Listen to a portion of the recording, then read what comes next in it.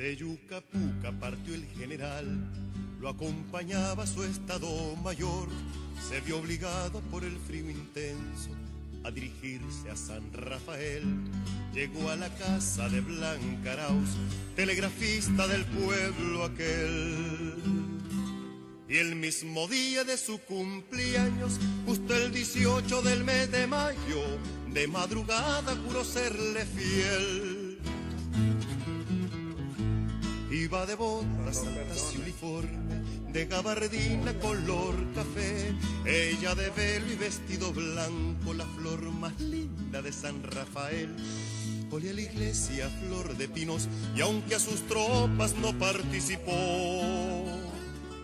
por todo el pueblo se dispararon las carabinas del batallón. 2 días después tuvo que partir hacia la Segovia, donde se internó. Blanca se quedó, era su deber, pero todo su amor siempre se fue con él. Y como de madrugada le juró serle fiel, aquí está el fruto. De Sandino, Blanquita, cuénteme, usted el fruto. Bueno, así es. Hubo 2 frutos más, pero los perdió en la montaña mi mamá. Imagínense las pérdidas de la montaña, las necesidades, la persecución de los gringos y todo eso. Perdió los 2 niños, eran varones. Eso, yo quiero saber lo del amor. Sí, en la guerra de constitución, porque siempre está relacionado, ¿no? En la guerra constitucional de liberales y conservadores, cuando mi papá era general, entró por Yalí y iba a tener un encuentro en San Rafael del Norte, un combate. Y mi mamá era telegrafista, jovencita, telegrafista con una hermana en San Rafael del Norte. Entonces, cuando él llega a Yalí, como el combate iba a ser en San Rafael, ¿verdad? A encontrarse las tropas conservadoras, iban de Jinotega, de Yalí venían los liberales. Entonces le pregunta al telegrafista de Yalí, Francisco Velardo, y le dice, dígame, le dice, ¿y quién es el telegrafista de San? Porque había que tener valor, ¿no? ¿Quién es el telegrafista de San Rafael del Norte? Es una muchacha, le dice. ¿Y cómo se llama? Blanca Estela Arauz, le dice.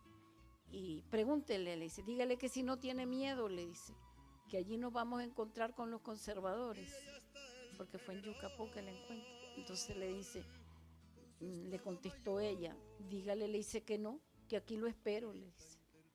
Entonces, ¿verdad? Dígale que voy a llegar a conocerla. Eso fue todo. Cuando él llega a San Rafael con la tropa, ¿verdad? Que entran ya los militares a encontrarse con los que venían de Jinotega, que eran los conservadores. Entonces él entra primero a San Rafael del Norte, se aligera y llega primero. Él iba con la curiosidad de conocer la telegrafista, que no se corrió, porque todo el pueblo se fue a huir, porque decían que el encuentro iba a ser en el pueblo. Valiente Blanca. Sí, no, ella no dejó su lugar. Entonces cuando él llega, ¿verdad? Cuando él va a la tropa de Sandino entrando, las muchachas del pueblo se van a la oficina del telégrafo, prima hermana de mi mamá, y le dice, ay, y toditas ella, decía una de mis tías, nos fuimos, dice, a ver quién era el general, cómo era el general. Entonces dice que en la tropa, adelante, iba, dice, un señor gordito, bajito, y con la bandera, dice, de Sandino. Entonces dice, oye, le dice la una a la otra, estaba en la puerta, viendo a ver que dónde iba Sandino. Ese ha de ser Sandino. Entonces le dice, ay, no me gusta, dicen todas, no, te lo doy, le decía la una a la otra, ¿verdad? Broma de muchacha. Mi mamá, más seria, ¿verdad? Como era la telegrafista, se quedó en la puerta anterior, donde había una barandilla, y se quedó viendo y viendo. Y ella también quería saber quién era el general, ¿verdad? Pero tantos hombres, no se sabía cuál. Entonces dice que iba un muchacho vestido de blanco, en un caballito blanco cerquita de la oficina del tele, pasó por la puerta. Entonces dice que él se quedaba viendo, la verdad, y entonces viene y le dice, dígame, le dice, ¿y quién es el general? Le dice, de todo eso. Entonces le dice él, ¿y para qué lo quiere? Le dice, pues para conocerlo. Pero ya le estaba preguntando a un soldado vestido de blanco. de sombrero Stelson, que ni por cerca se imaginó que era el general. Entonces dice que le dice él, ¿y para qué lo quiere? Le dice, pues para conocerlo, le dice. ¿Y usted quién es? Le dice, soy la telegrafista, le dice. Ah, usted es la telegrafista, pues yo soy el general Sandino. Así se conocieron. Así se conocieron. Y desde ese momento entonces ya le dice él, voy a dejar la tropa, le dice, y regreso para saludarlo. Ahí ese es un amor a primera vista. Por Primera vista. No, si ni se habían visto cuando ya el uno pensaba en la telegrafista valiente y la otra con el general que venía. Ella le fue fiel a él. Claro que sí. Y él a ella. Y él a ella. Porque le dijo, te voy a jurar amor eterno que voy a regresar. Le dijo. Así le dije. Qué hermoso eso, ¿verdad? Eso Es hermoso. es lo que está escrito Eso ya es lo que para se dice, sí, suceder. ¿verdad? Sí, lo que va a suceder, sucede. Cuénteme de esa casa. Allí vivió entonces Sandino. En ese momento. Allí se casó.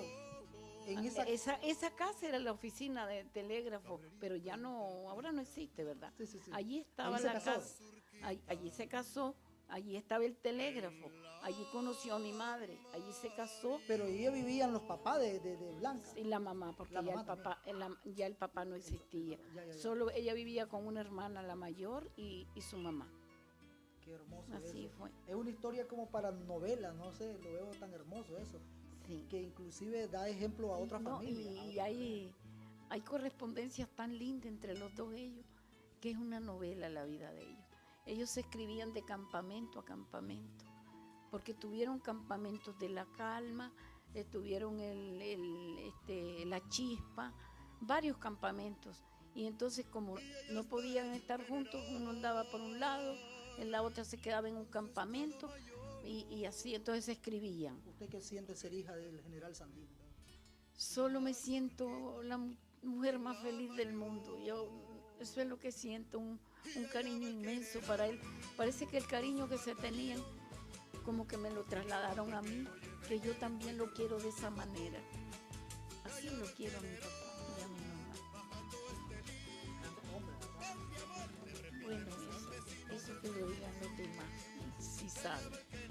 Para mí era mi papá, yo lo he querido siempre y a mi madre también. Es que es muy lindo, es como una novela. La vida de ellos fue así. Sufrieron mucho, pero cuando se quiere, imagínense. Y dos hermanitos murieron en la montaña, porque las asperidades y la persecución, el miedo. Le compuso canciones. Bonita, y como le decía yo, y como sabemos esas cosas. Entonces se reía, ya ves, pues, me dice, porque parece tan real lo que él dice, que pasó por Yucapuca, es cierto. Pasó por Yucapuca, y yo, como sabe vos, pues cosas que pasan, me dice. Parece que él ha leído mucho de él. Sí, ¿verdad? Sí. Unos días después tuvo que partir, dice la canción. Sí, después que se casó, sí se fue. Sí, él no se la llevó porque de ahí sí estaban en guerra. Además, allí era más útil ella donde estaba.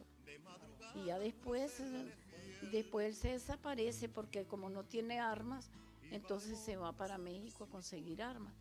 Allá pasa una temporada y mi mamá no sabe ni dónde está. Entonces echan presa a mi mamá. La traen presa para Managua y después la trasladan a las cárceles de la 21. Para que el hombre, saber dónde estaba el hombre cuando supiera que tenían a su esposo. Pero como él no estaba en México. Entonces la tuvieron en las cárceles de la 21. Lo último que quiero resumir, ¿cómo se imagina usted a Sandino? Si lo tuviera por ahí. Así, porque yo tuve familiares de parte de mi mamá que tenían un aspecto así. Mi tío Luis Rubén vestía así, siempre con la pistola. Como anduvo con él en la montaña, es que mis tíos, hermanos de mi mamá, anduvieron con él en la montaña. Entonces quedaron con el estilo. Ese tío quedó con el estilo de él. Su Stelson, montaba a caballo, era un hombre así, de pelo en pecho. Así era mi tío Luis Rubén. 2016, el tiempo avanza. El último mensaje que puede decir a 2016, ¿qué se siente Sandino en Nicaragua? Porque no, es internacional, pero mencionémoslo solo en Nicaragua. Sandino en Nicaragua. Para mí, orgullosa de haber tenido un padre que quiso tanto a su Nicaragua, que dio la vida por él. ¿Qué más puedo decir? ¿Qué orgullo más grande no puedo tener yo haber tenido un hombre que lo dio todo.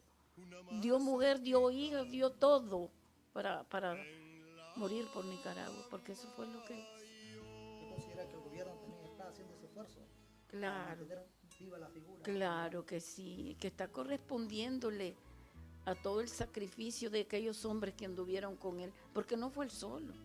Todo ese grupo de hombres que andaban con él y morían en esa montaña, esos gringos. Fíjese que a mí me contaba un señor que anduvo con mi papá y me decía, ¿y de qué? Dice, nos critican y nos criticaban esos desgraciados.